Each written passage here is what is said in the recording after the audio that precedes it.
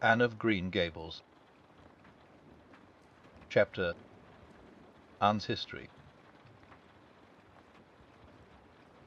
"Do you know," said Anne confidentially, "I've made up my mind to enjoy this drive. It's been my experience that you can nearly always enjoy things if you make up your mind firmly that you will. Of course, you must make it up FRMLY.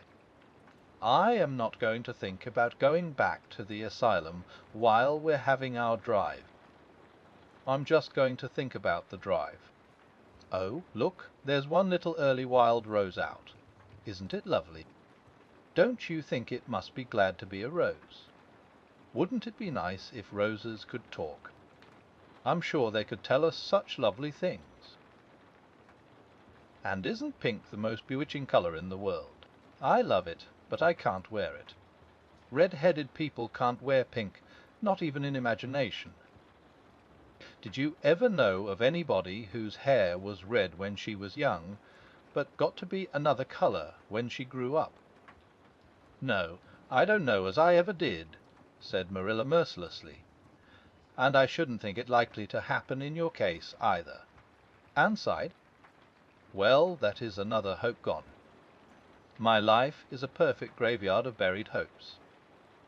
That's a sentence I read in a book once, and I say it over to comfort myself whenever I'm disappointed in anything."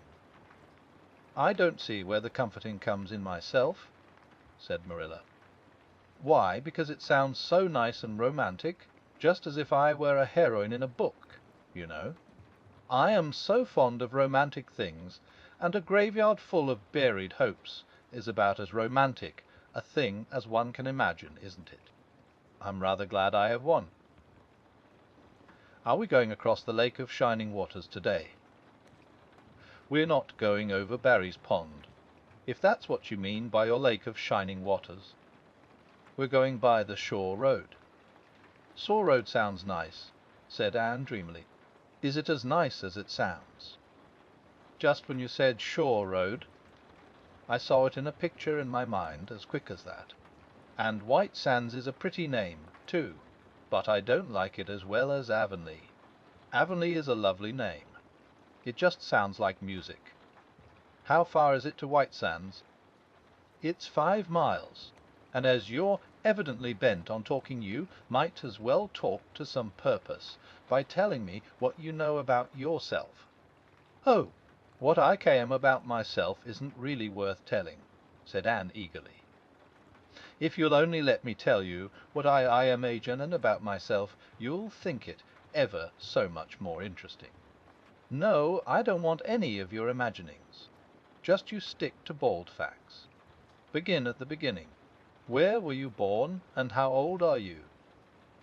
"I was 11 last March," said Anne, resigning herself to bald facts with a little sigh, "and I was born in Bolingbroke, Nova Scotia. My father's name was Walter Shirley, and he was a teacher in the Bolingbroke High School. My mother's name was Bertha Shirley. Aren't Walter and Bertha lovely names? I'm so glad my parents had nice names. It would be a real disgrace to have a father named, well, say Jedediah, wouldn't it?" "I guess it doesn't matter what a person's name is as long as he behaves himself," said Marilla, feeling herself called upon to inculcate a good and useful moral. "Well, I don't know." Anne looked thoughtful. "I read in a book once that a rose by any other name would smell as sweet, but I've never been able to believe it. I don't believe a rose Whauwellday be as nice if it was called a thistle or a skunk cabbage. I suppose my father could have been a good man even if he had been called Jedediah, but I'm sure it would have been a cross. Well, my mother was a teacher in the high school, too, but when she married father she gave up teaching, of course. A husband was enough responsibility. Mrs. Thomas said that they were a pair of babies and as poor as church mice. They went to live in a teeny little yellow house in Bolingbroke. I've never seen that house, but I've imagined it thousands of times. I think it must have had honeysuckle over the parlour window, and lilacs in the front yard, and lilies of the valley just inside the gate. Yes, and muslin curtains in all the windows. Muslin curtains give a house such an air. I was born in that house. Mrs. Thomas said I was the homeliest baby she ever saw. I was so scrawny and tiny and nothing but eyes, but that mother thought I was perfectly beautiful. I should think a mother would be a better judge than a poor woman who came in to scrub. Wouldn't you? I'm glad she was satisfied me anyhow. I would feel so sad if I thought I was a disappointment to her, because she didn't live very long after that, you see. She died of fever when I was just 3 months old. I do wish she'd lived long enough for me to remember her calling her mother. I think it would be so sweet to say mother, don't you?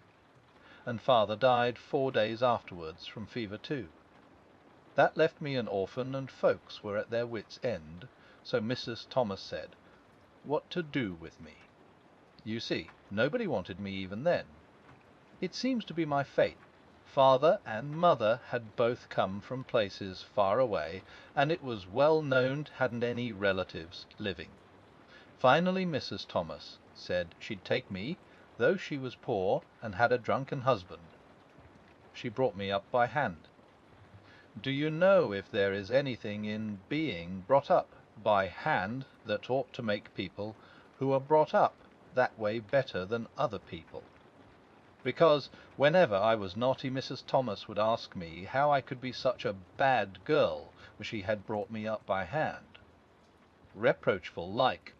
Mr. and Mrs. Thomas moved away from Bolingbroke to Marysville, and I lived with them until I was 8 years old. I helped look after the Thomas children. There were 4 of them younger than me, and I can tell you they took a lot of looking after. Then Mr. Thomas was killed falling under a train, and his mother offered to take Mrs. Thomas and the children, but she didn't want me. Mrs. Thomas was at her wits' end, so she said, what to do with me. Then Mrs. Hammond from up the river came down and said she'd take me, seeing I was handy with children. And I went up the river to live with her in a little clearing among the stumps. It was a very lonesome place. I'm sure I could never have lived there if I hadn't had an imagination. Mr. Hammond worked a little sawmill up there, and Mrs. Hammond had 8 children. She had twins 3 times.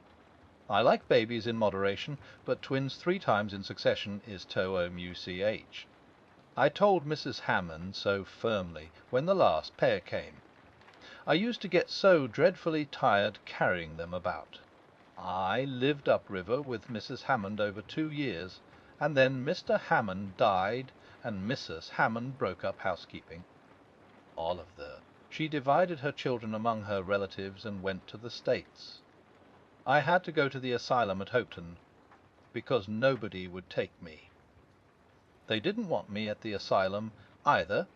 They said they were overcrowded as it was. But they had to take me, and I was there 4 months, until Mrs. Spencer came. Anne finished up with another sigh of relief this time. Evidently she did not like talking about her experiences in a world that had not wanted her. "Did you ever go to school?" demanded Marilla, turning the sorrel mare down the shore road. "Not a great deal. I went a little the last year. I stayed with Mrs. Thomas. When I went up river we were so far from a school that I couldn't walk it in winter, and there was vacation in summer, so I could only go in the spring and fall.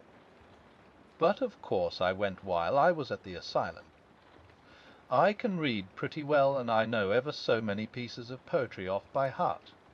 The Battle of Hohenlinden, and Hedinburgh after Flodden, and E. Bingen on the Rhine, and lots of The Lady of the Lake, and most of The Seasons by James Thomson. Don't you just love poetry that gives you a crinkly feeling up and down your back? There is a piece in the 5th Reader, The Downfall of Poland, that is just full of thrills. Of course, I wasn't in the fifth reader. I was only in the fourth. But the big girls used to lend me theirs to read. Were those women, Mrs. Thomas and Mrs. Hammond, good to you?" asked Marilla, looking at Anne out of the corner of her eye. Faltered Anne. Her sensitive little face suddenly flushed scarlet, and embarrassment sat on her brow. "Oh, they meant to be. I know they meant to be just as good and kind as possible.